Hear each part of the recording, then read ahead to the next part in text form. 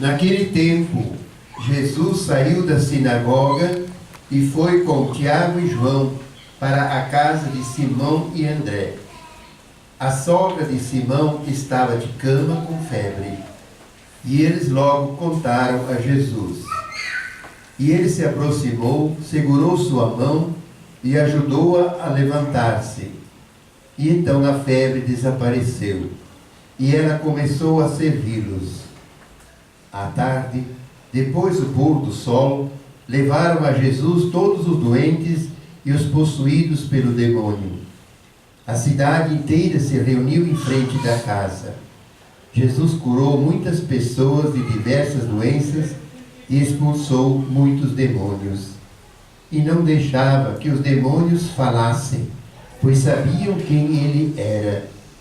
De madrugada, quando ainda estava escuro, Jesus se levantou e foi rezar num lugar deserto.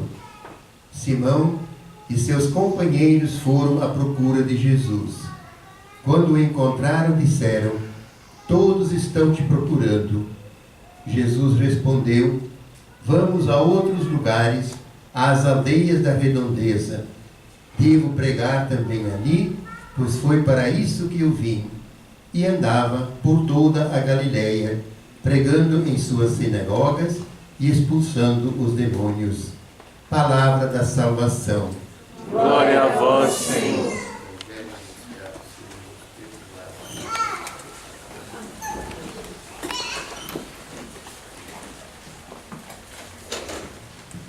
Bem, queridos irmãos e irmãs, esse é um momento, uma parte essencial da celebração eucarística, que é a liturgia da palavra, como todos nós bem sabemos. Então, é sempre necessário que a gente tenha presente esse mistério do qual participamos, né? No fim da missa a gente sempre pode dizer: mais uma vez, por graça de Deus, eu participei com meus próprios olhos, com o meu coração e a minha vida, de um milagre de Jesus Cristo. Porque é isso que acontece na missa, a transformação do pão, e do vinho, do corpo e do sangue de Jesus. Por isso a gente sempre diz, cada missa é um fortalecimento da nossa fé.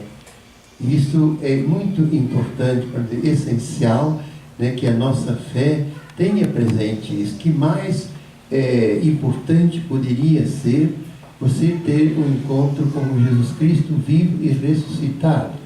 É claro, não presente fisicamente, mas realmente nesse mistério extraordinário da Santa Missa.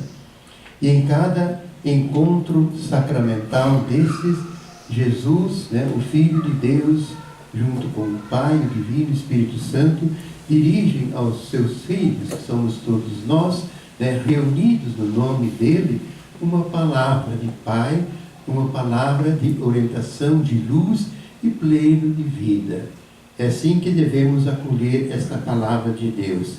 Então, hoje, nesta liturgia, foi proclamada esta palavra, e vamos ver o que poderíamos, então, aplicar ao lado de outras que a gente não tem um tempo, assim, para agora, falar tudo que está aí, e mesmo porque Deus fala ao segredo do coração de cada um, Então, apenas para ajudar, podíamos ver da primeira leitura do livro de Jó, que logo nos lembra, quem tem conhecimento bíblico, a história da salvação, sabe muito bem quem foi Jó, Há um livro inteiro na Bíblia sobre Jó, e lá há uma mensagem importantíssima para todos nós e para sempre, ao ser humano, aos filhos de Deus aqui na terra, e que nos lembra que a vida, mesmo plena de felicidade, de certezas, dos dons do Espírito Santo, nós estamos em luta.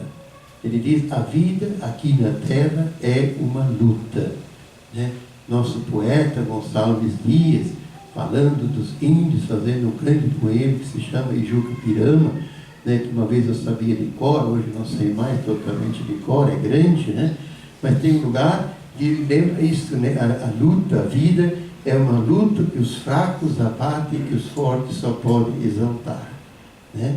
Então, isso é uma característica que a gente não pode fugir. Mesmo querendo, nós temos que lutar, e lutar muito, em todos os sentidos, não só no sentido material, passageiro deste mundo, para as nossas conquistas, no plano pessoal, no plano profissional, no plano social, seja lá o que for, mas no plano da vida eterna, né? Do caminho da vida que nos conduz a uma eternidade plenamente realizada e feliz, que nós chamamos de céu, né? Que é essa comunhão plena com Deus, que já pode e deve ser vivenciada aqui na terra, né?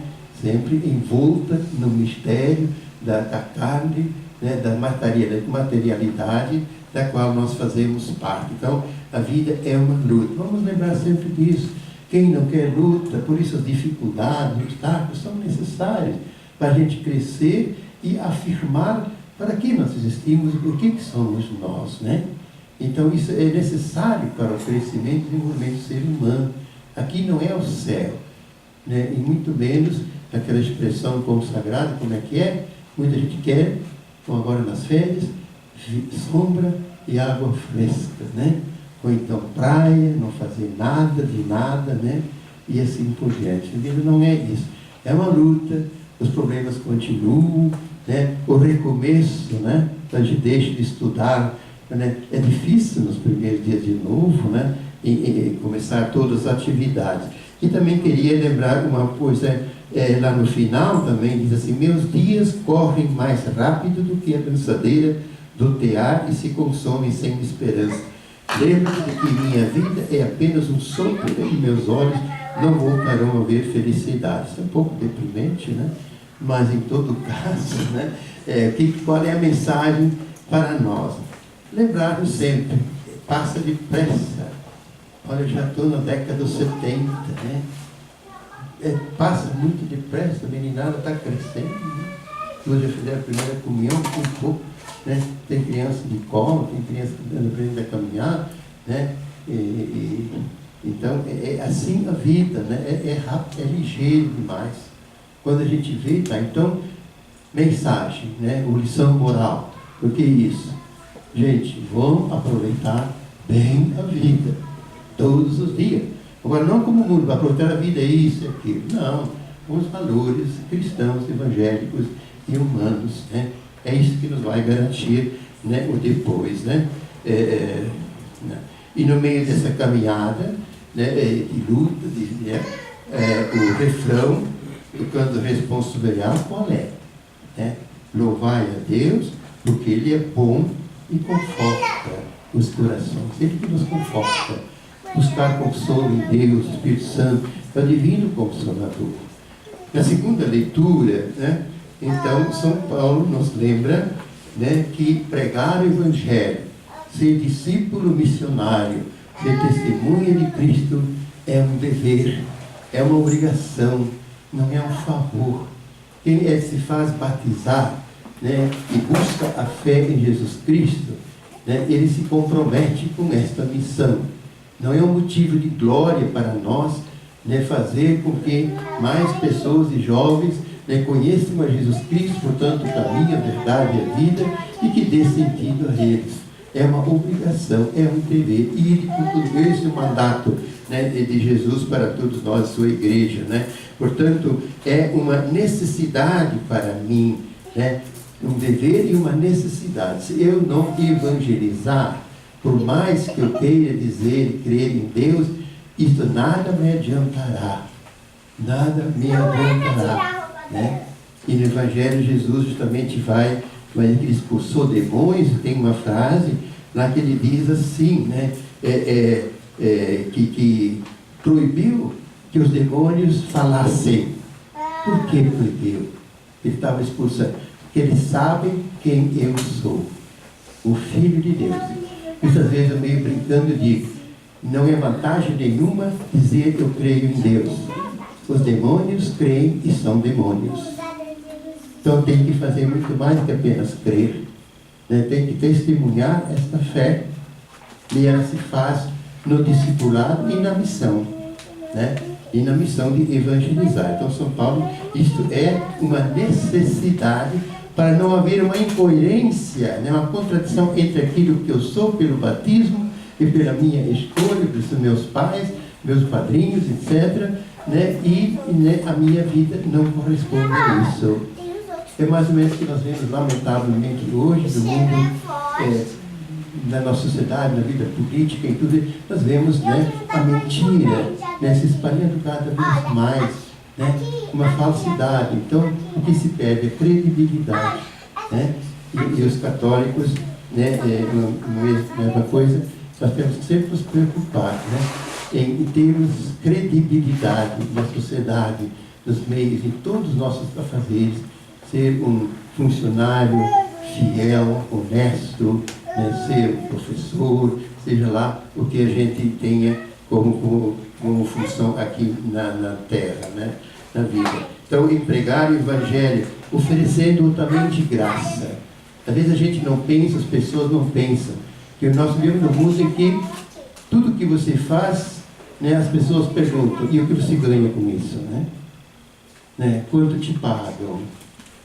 É de graça pregar o Evangelho. Então, às vezes quando eu falo isso, que mesmo os monitores, nós que trabalhamos do curso, entramos com a taxa, às vezes até mais do que a taxa, para que o curso de evangelização aconteça. Né? Porque é de graça, isso não é o que nós transmitimos, não é nosso. É de Deus e é Deus mesmo. Então, de graça recebeste, de São Paulo, outra passagem, de graça deveis dar. Esse é o paradigma, né, de comportamento e de mútua ajuda entre as pessoas. Não é como no mundo, né, que em geral se espera uma recompensa financeira por aquilo que se faz. Né? Então, é muito bem. Por causa do Evangelho, eu faço também tudo para ter parte nele. É uma outra coisa, fazer tudo, fraco com os fracos, forte com os fortes, né? Aí já exige de nós uma ginástica, né? Uma capacidade, né? de dar de graça para os que mais precisam, para as crianças, para os jovens, para os adultos, para os idosos, né? Fazer esse tudo por todos, né? Colocar-se no nível de todas as pessoas, né? Isso também é um esforço que se exige da gente, né? Bem, então Jesus, no Evangelho, ele fala também, né, que vamos a outros lugares, as aldeias vizinhas, né? Eu vim para todos. Né? Para nós também, aqui é uma indicação para nós, para onde estamos indo, para chamar pessoas jovens, para que possamos, em nome de Deus, lhes transmitir o sentido verdadeiro da vida. Né? Talvez os lugares que a gente esteja indo, olhar em nosso derredor, talvez se possa multiplicar e estender, né? Deve vir para todo mundo, né? Às vezes a gente tem uma meia dúzia de espaços onde nós já mais familiarizados, conhecidos, nós vamos procurar, mas existem muitos outros lugares, né? Como o Papa nosso estava dizendo, né? Vamos sair para fora, né? Para os arabados, para todos os lugares, abrir os nossos olhos, estender, né? Não fixarmos em apenas alguns cantos e recantos, né? Onde também buscar candidatos, onde as pessoas se encontram, né? Com a nossa missão de conduzi-las até Deus. E Deus, nosso Pai, Jesus Cristo, nosso amigo, companheiro, Salvador, né? E o Espírito Santo que nos conduz, Maria, nossa querida Mãe, nos acompanhe durante toda a vida e de uma maneira muito forte nesse novo ano de atividades que estamos iniciando hoje. E renovemos então a nossa fé. Creio em Deus, Pai Todo-Poderoso, Criador do céu e da terra, e em Jesus Cristo, seu único Filho, nosso Senhor, que foi concebido pelo Espírito